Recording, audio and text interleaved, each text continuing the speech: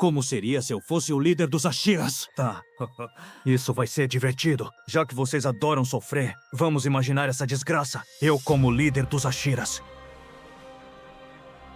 Se eu fosse líder, pelo menos metade dos problemas dessa organização já tinha sumido. Porque olha, cada um desses desgraçados tem um defeito que me dá vontade de arrancar os cabelos. Tem uns que sorriem demais, outros que choram demais, uns que falam pouco, outros que falam muito, e todos me estressam igual. E sabe qual é o pior? Eu ia resolver tudo. O mestre Ubuyashi que faz milagres segurando esse circo sem perder a paciência. Já eu não tenho essa paciência toda. A minha acaba rápido, e geralmente termina com alguém levando bronca ou aprendendo do jeito difícil. Porque diferente dele eu não fui feito pra aguentar bagunça em silêncio. Mas tá bom. Antes de sair distribuindo missão e gritando com todo mundo, tem uma coisa que eu precisaria mudar primeiro. Porque não adianta ter força, título ou espada afiada se o básico não funciona. A primeira mudança como líder que eu faria não ia ser no campo de batalha, mas sim na sala de reunião. Reunião de Ashira não é terapia em grupo. Não é lugar pra discurso bonito, sorriso exagerado, nem pra gente chorando como se isso resolvesse alguma coisa. Então, para que minha paciência não acabe antes da hora, eu cravaria a regra número 1 da sala, onde ninguém faz drama em reunião. Quer desabafar, vai desabafar lutando com Oni. Quer colocar sentimento pra fora, coloca pra fora junto com a cabeça dele. Quer conversar sobre como o dia foi difícil, faz isso enquanto resolve o que realmente importa. Quer apoio emocional? Olha só o apoio aqui, olha! Quer aliviar o estresse? Ótimo, mãos à obra. Aqui funciona assim. Se tem missão, tem ação e tem que ter resultado. Nada de desculpinhas, sem choradeira e nada de eu tentei. Se não há resultado, não tem conversa. Só vai ter consequência, que eu vou falar sobre daqui a pouco. Antes eu só queria deixar uma coisa bem clara. Isso aqui não é crueldade e muito menos vontade de bancar o durão. É responsabilidade, porque enquanto alguém tá ocupado arrumando desculpa, tem gente lá fora pagando o preço. E não me levem a mal. Emoção todo mundo tem, mas quando entrarmos naquela sala, eu quero que a emoção fique do lado de fora, junto com o sapato. Porque enquanto alguém tá falando de sentimentos, tem vila sendo destruída e gente morrendo lá fora. E eu não vou deixar o caos continuar só porque alguém não aguenta ouvir a verdade. Enfim, vamos falar de consequências. Comigo não existe erro sem retorno. Fez besteira, vai pagar. Simples, não tem conversa nem drama. Você paga treinando mais, sangrando mais e aprendendo do jeito difícil. Errou uma missão por hesitar? Beleza, amanhã você acorda às 3 da manhã e treina comigo até não aguentar mais ficar de pé. Sem água no intervalo e sem reclamar, só espada na mão e foco. Se distraiu e deixou o demônio escapar? Treino em dobro. E se reclamar que tá cansado, eu dobro de novo. Porque cansaço passa, mas gente morrendo por causa da sua falha. Isso não passa! Agora, se fez besteira por drama emocional, ganha treino solo no meio do mato. Uma semana, sem falar com ninguém. E antes que vocês falem algo como é de costume, isso não é castigo por sadismo, não. É pra gravar na marra que erro tem preço. E o preço é pago com suor e sangue. Se não aguenta, sai do esquadrão. Mas se aguentar, aí vira Hashira de verdade. Simples assim. Agora, antes que alguém ache que isso tudo é só castigo por castigo, deixa eu deixar algo bem claro. Consequência não existe sozinha. Ela anda de mãos dadas com outra coisa que muita gente aqui esquece, que é o mérito. Comigo, mérito vem antes de nome, fama ou de título bonito. Não me importa quantos aplausos você recebeu, quantas histórias contam sobre você ou há quanto tempo você carrega esse uniforme. Se você entrega resultado, você sobe. Se não entrega, você desce. Simples assim. Quem cumpre missão bem feita, ganha confiança e espaço aqui entre nós. E quem vacila, perde tudo isso na mesma velocidade. E antes que alguém pergunte, sim, eu me coloco nessa regra também. Eu também vou pagar se eu errar. Porque seu líder não me coloca acima de ninguém. Só me obriga a manter todo mundo na linha e me torna responsável pelo resultado final de cada missão.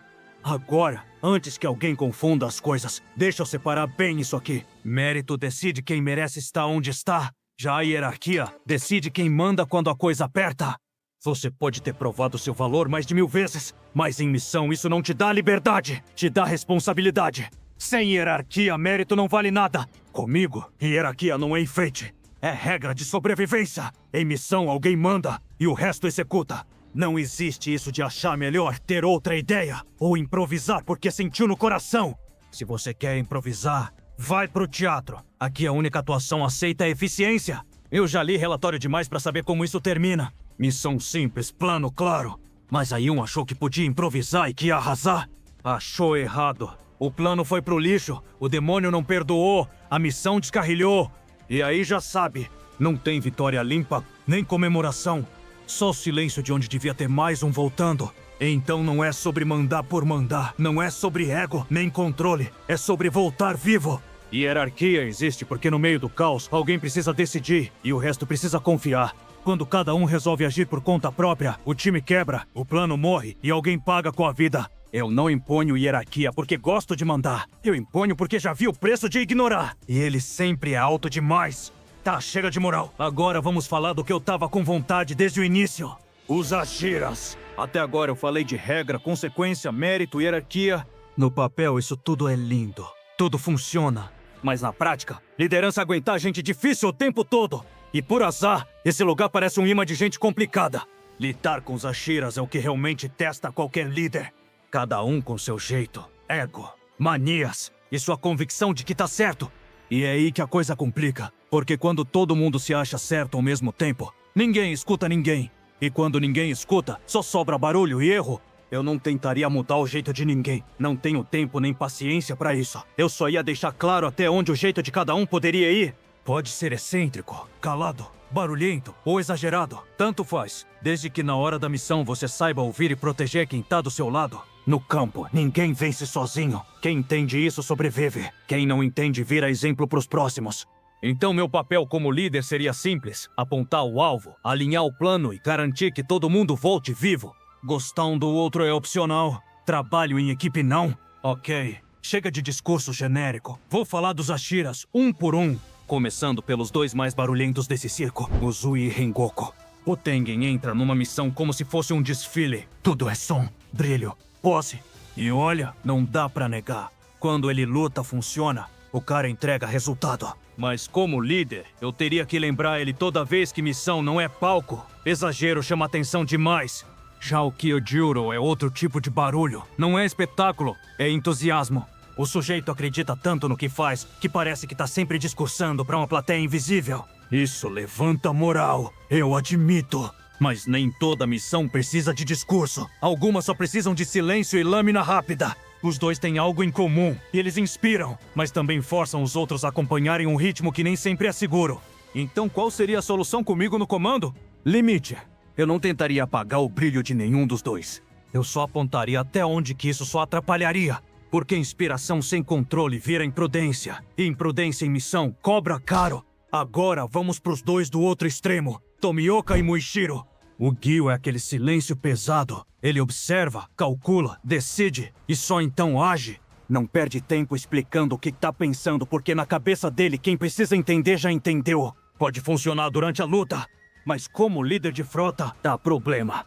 Porque nem todo mundo lê mente.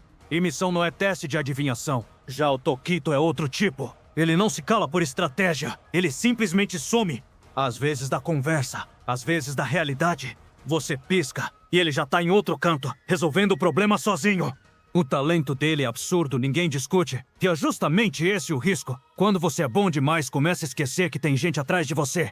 Os dois acham que silêncio resolve tudo. E muitas vezes resolve mesmo.